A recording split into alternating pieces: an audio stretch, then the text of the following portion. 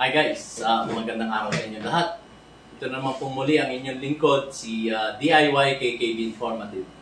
At kung maalala nyo, meron akong ipinangakong sample kay Sir Dado, si retired Captain Clemente Enrique.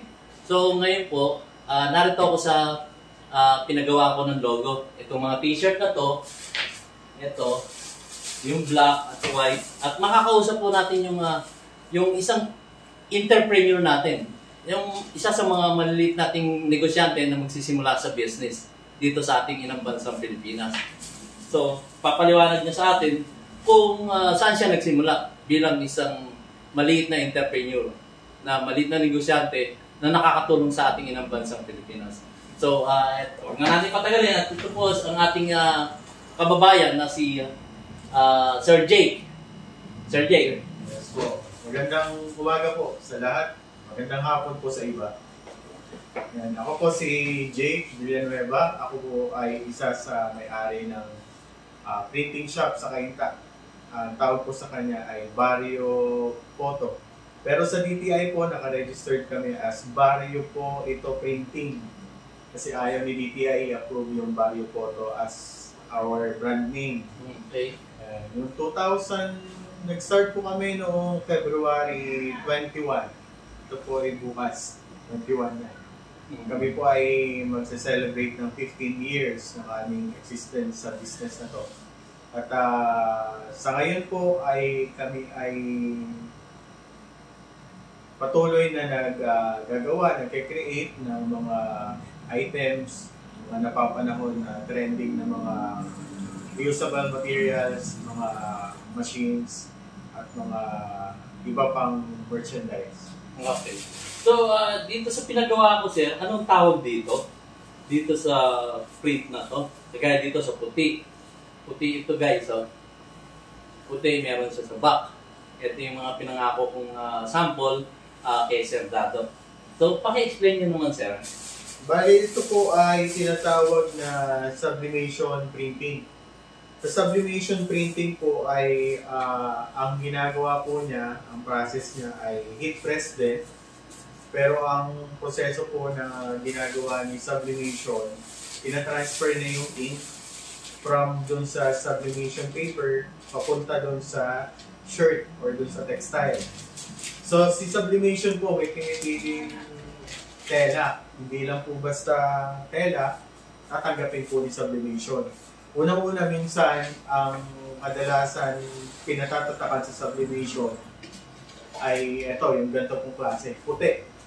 Ito po ay tawag na sa tela nito ay dry fit. Ibig sabihin po, mataas po yung polyester content ng ganitong tela. So sa ganitong tela po, mas mapapakita po yung printout ng ating sublimation sa damit. Yung nakikita nyo naman po mga sublimation na full sublimation na tawag doon. Tinatatakan din po yun. Nag-i-insert din po sila sa puti. So, buong t-shirt po yung tinatatakan nila. So, yun po ay tatatakan bago tahiin. Yung ganito po klase na dala ni Sir ay ready-made na damit. So, ang technique po na gagawin dito ay pre-sub. Ibig sabihin po ay hindi siya full sub. Portion by portion lang po yung kaya niyang tatakan. Saka ang kagandahan sa sublimation, pwede nyo planchahin, pwede nyo i-brush, hanggang masira na lang yung damit. Yung tela mismo ang susuko dito. Sa telang dry fit. Dry fit, polyester. Polyester. So dry fit yung pinagawa ko kay sir. At yung nga, ang naging resulta, pakilaglag nga sir. Oh, ang ganda niya, no? Sir Tato, shout out. Kahit i-stretch po yan, hindi hindi masisira. Walang crack po yan. That's sublimation, called sublimation. Doon sa harap naman, yun yung logo design na anong size yun, sir? Nasa 3 inches. Parang 3x3 ano, sir? So, yun. Natapos tayo dun sa dry fit o polyester na sinasabi ni sir. Dako naman tayo dun sa, kasi ang sublimation, di ba? Maraming klase yan. So, pag colored naman, sir, gusto ko ipakita, ito yung colored. Itong black. Ito yung sublimation niya. Or anong tawag dito, sir? cotton, DTF printing. DTF printing. At meron siyang back na ganito. Ito yung ating pakikita kay Sir Dado for approval. I-explain nyo nga, sir, bakit iba yung printing ng white sa black. Okay. Sa ganitong damit po, ang tatak nito ay blue corner. So, mas mataas po yung content ng cotton kumpara dun sa polyester niya. Although yung ibang damit, 60-40, 60-20, ibig sabihin 60% lang yung cotton niya, 40% lang yung polyester. So ngayon, ang proseso po na ginamit dito sa itim na damit na to ay DTF printing o direct to film printing po ang tawag dito. Ang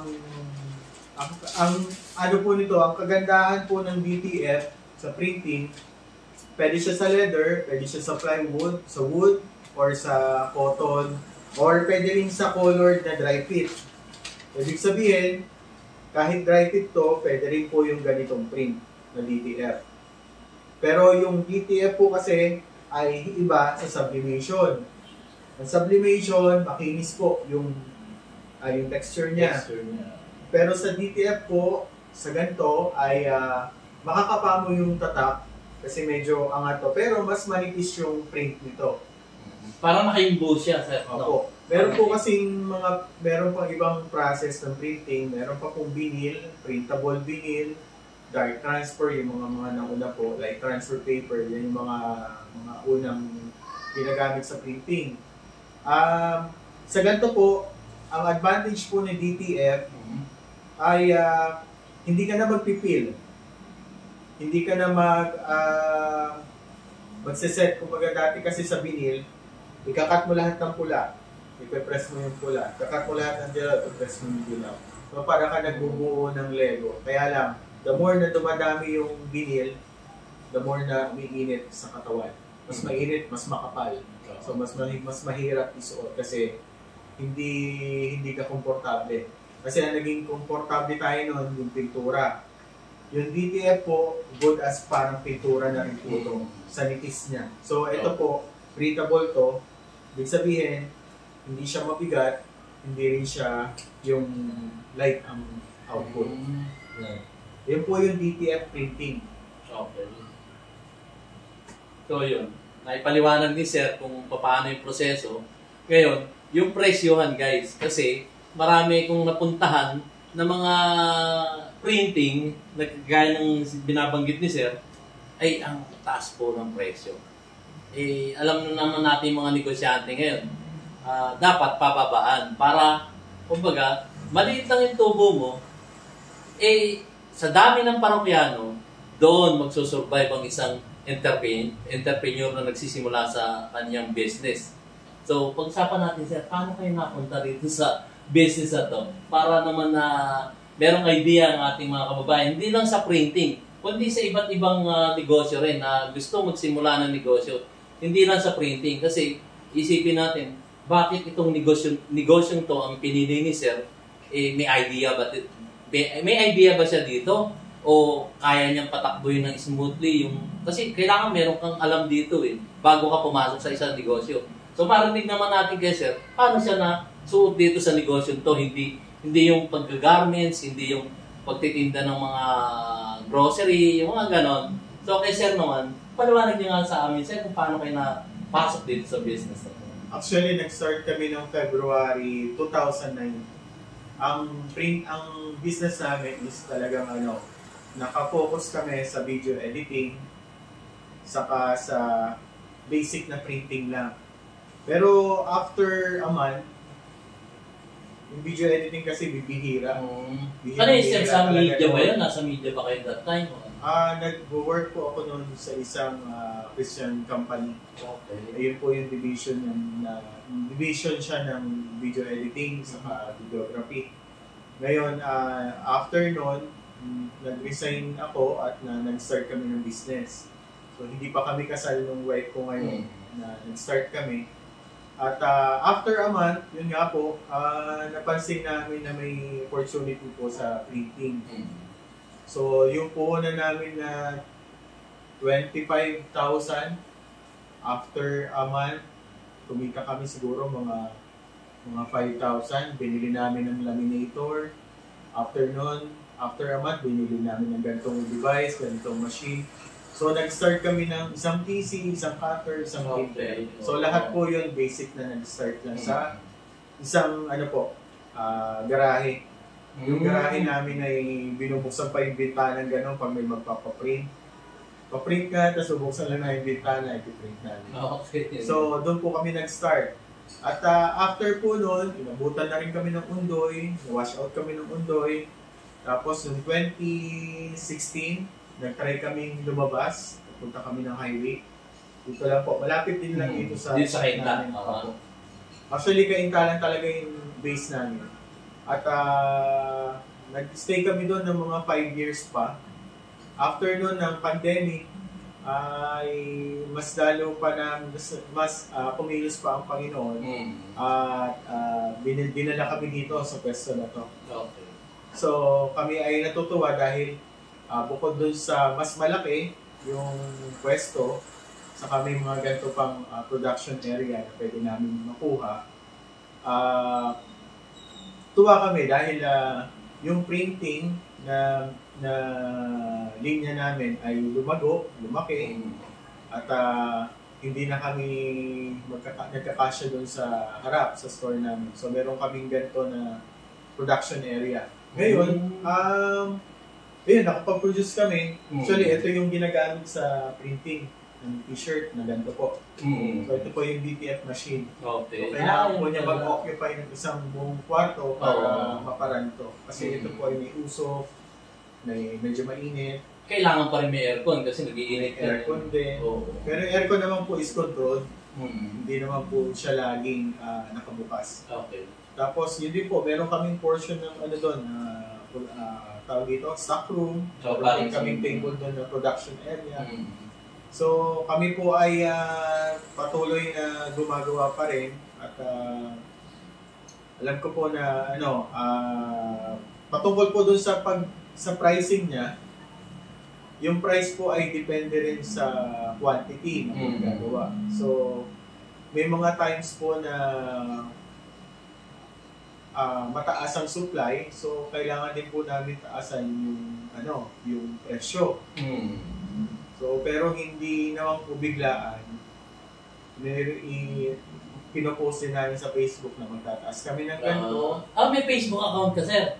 Yes, sir, meron. Anong Facebook account mo, sir? Para sa ating mga viewers, para kung halimbawa mag-inquire sila sa iyo, pwede kang i-reach out sa Facebook account. Actually, yung Facebook po ay yun na rin yung aming page. Yung page nyo? Yung Barrio Photo. Barrio Photo lang po.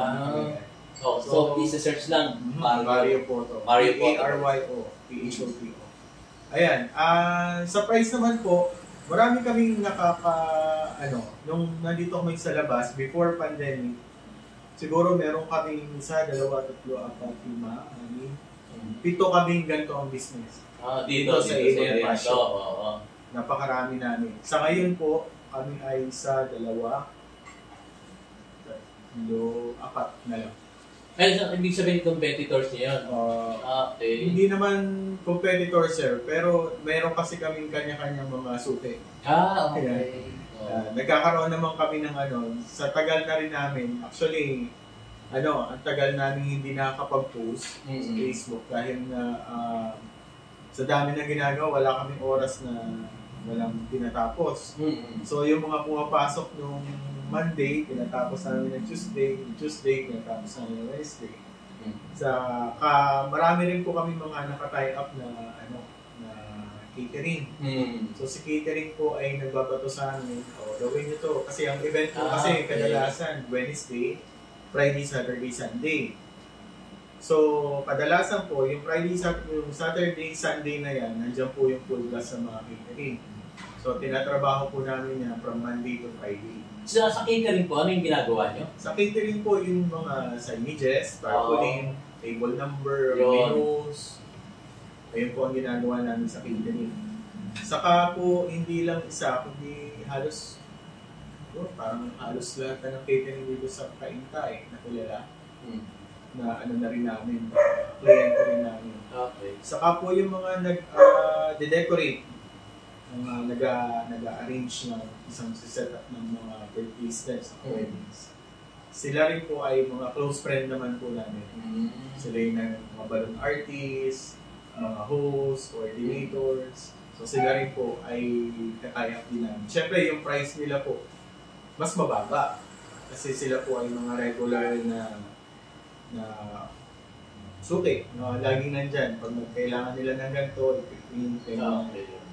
So bukod po doon, nagagawa po kami ng ng mga iba pang products. Bukod po doon sa t-shirts, meron kaming mga ceramics, mugs, plates. Tapos sa textile, meron din kami mga pillows, t-shirts, jackets. Tapos sa mga printing, photo printing, meron din kami mga Sintra boards, meron din kami acrylic. Lahat po yun ay unti-unti po namin binubuo na magkaroon kami ng sarili ng mga ng mga machine. Ngayon po ang tina-target namin ay laser cutter engraver. Kasi yun po ang bago ngayon. So dapat pag ganun po sumasabay tayo kahit meron tayong maliit na version ng mga ganong machine. Yun. Tingnan nyo guys. Ito'y maihalin tulad natin sa mga grupo ng Pinoy Survivors. Kasi nag-survive siya, di ba? From empleyado, nag-empleyo ka. Tapos, hindi ka umaasa doon sa, halimbawa, wala kasing kumbaga, level lang yung income mo doon eh. Not like nung pag-entrepreneur, medyo pwede kang umasenso ng umasenso. Kaya Pinoy Survivor din siya. Na, kumbaga, hindi tayo yung katulad nung pasintabi po dun sa ating mga opisyalis sa gobyerno nagbibigay ng ayuda. Ang nangyayari kasi, pag nagbigay kayo ng ayuda, sa dami ng ayuda yung pinamumudmud nyo, tinuturuan nyo lang maging tamad yung ating mga kababayang mahihirap.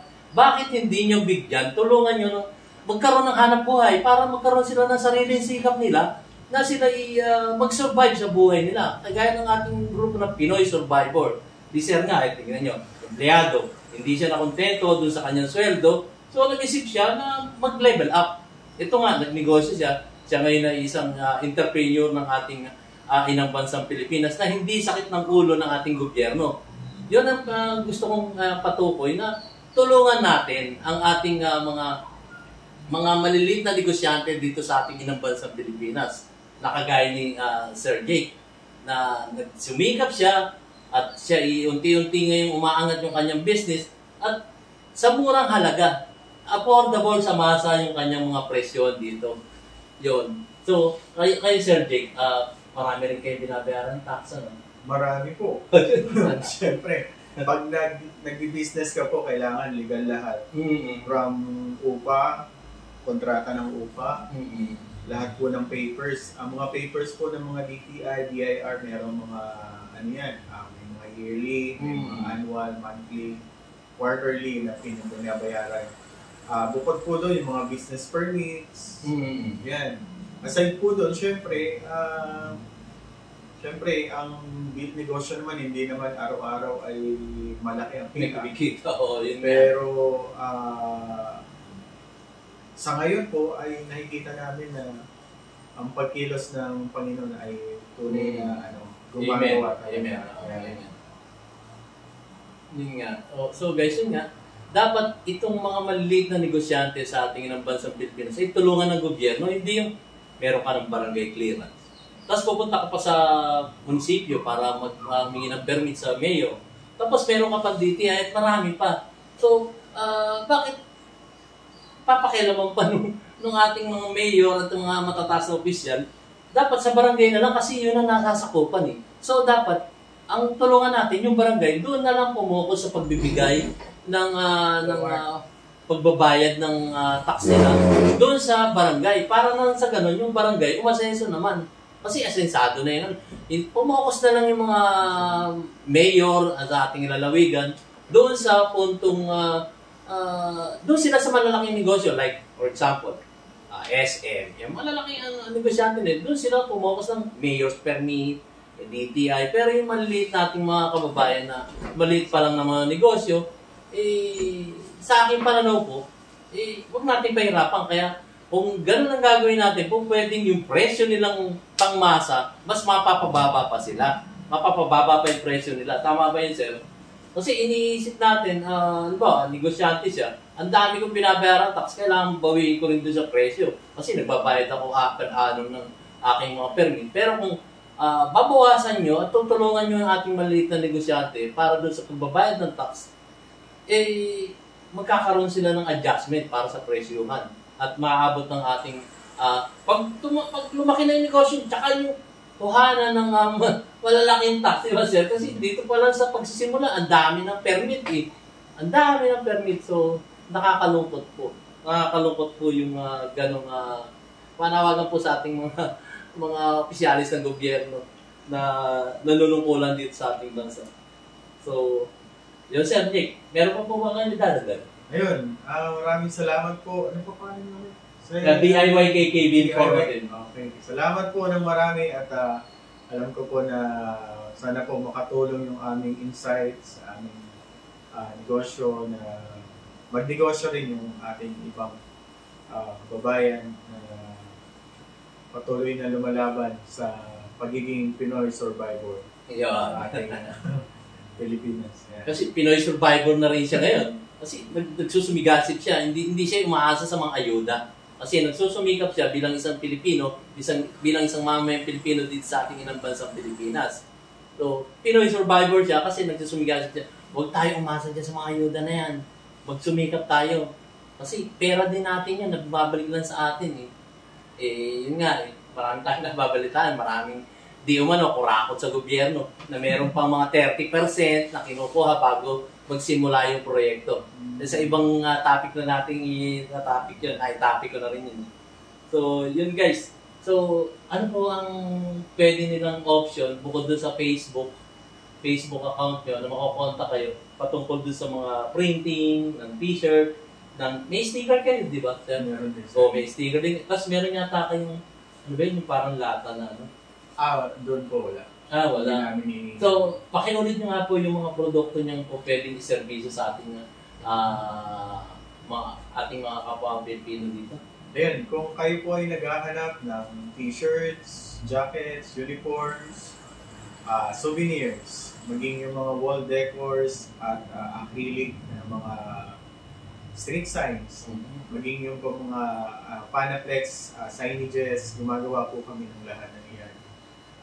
Sa tulong po ng ating mga kasama sa business po na to, meron din po kami mga groups na sumusuporta at nagtutulungan po ang bawat isa na mapalawak po yung printing business sa ating sa Pilipinas. Okay, di ba? Kaya maganda to mga entrepreneur kaysa naman sa yung sinasabi niyong constitutional change na economic provision na yun lang ang babaguhin nyo, pero pag nabuksan nyo na yun, malamang pakikialaman nyo na rin yung ibang saligang batas natin. Hindi lang dun sa economic provision na iinganyohin nyo yung mga negosyante sa ibang bansa. Bakit hindi natin tulungan yung mga maliliit na mga negosyanteng Pilipino dito sa ating inang bansa? Hindi yung ang susuportahan nyo yung mga negosyanteng nasa ibang bansa. Pagka pumasok yung mga negosyanteng yan sa ibang bansa, yung sinasabi nyo economic provision at luluwagan nyo ang mga batas para makapagnegosyo dito yung mga foreigner dito sa ating inang bansang Pilipinas. Why not? Tulungan natin yung mga maliliit nating negosyante dito sa Pilipinas na nagsisimulang maging entrepreneur. Di po ba? Kesa doon sa mag-iinganyo pa kayo sa ibang bansa, tulungan natin yung mga Pilipinong negosyante dito sa ating inang bansang Pilipinas. Tama po ba, sir? Di ba? Kesa naman sa foreigner ang ating pagyayamanin dito sa ating bansang Pilipinas, ibigay natin ang tuon ng pansin doon sa mga maliit na negosyante na nagpukumahog na pumasenso dito sa ating inang bansang Pilipinas. So, yun. Sir, may contact number ka ba or something para directly contact ka para doon sa mga sinabi mong produkto at mag-inquire sila patungkol dito? Ayun, regarding po doon sa mga contact numbers sa info, siguro ilagay nyo na lang po doon sa sa link nyo doon sa baba, yung mga details. Okay. Kasi Pero sabihin ko na rin, Oo. ang aming cellphone number po is 0917-152-5510. Yeah. Tapos ang email po namin is barriopoto@gmail.com. Yan guys. Yung barrio kasi BARYOPHOTO. Okay. B-A... Yung Tagalog po ng Barrio. Yan. B-A-R-Y-O. PHOTO. P-H-O. Yun. Kasi nagsimula po kami sa loob po ng barrio. Kaya ang Mm. tawag po doon ay Barrio po ito printing. Okay. Ang ganda. Ang ganda guys. Diba? Napakagaling po ng entrepreneur na to. Nagsisimula sa baba at nagkukumahog na umakyat at umasenso.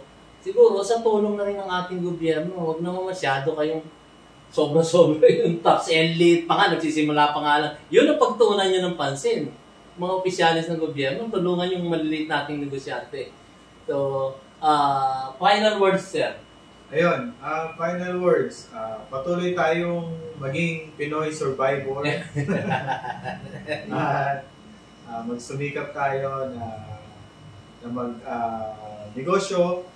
Negosyo lang, walang personal. Yun, tama yan, tama yan.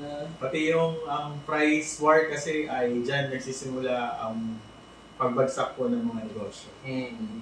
Hanggat binababa niyo yung presyo at hindi na tama sa presyo, ay asahan niyo po na hindi maganda yung magiging output. Hindi mag-work out. At ayun, lahat po ng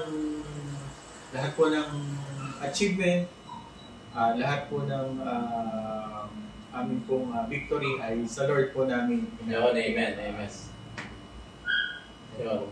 Maraming salamat po guys. Thank you very much, Sir Jake, sa paunlak mo sa interview nito at maraming natutunan ng ating mga viewers patungkol sa pagsisimula sa negosyo. Hindi man sa printing, sa ibang bagay pa. Parehas din naman yung yung pattern nun kung paano ka aasenso sa pagnegosyo. So again, maraming salamat, Sir Jake. Salamat po sa pag-unlock. So si Sir Jake, na ating Pinoy survivor na rin, nagso-survive siya para sa kanyang sarili at sa kanyang pamilya at lalo-lalo na sa komunidad. So maraming salamat po. Ito po ang inyong lingkod, si DIY KKB Informative na nagsasabing mag-ayos na po kayo. Opisyalis ng gobyerno, tulungan yung ating maliliit na mga Pilipino dito sa ating inang bansang Pilipinas. So hanggang sa muli, see you on my next vlog guys. Maraming salamat. Thank you, Sir Jake again. Thank you. Thank you.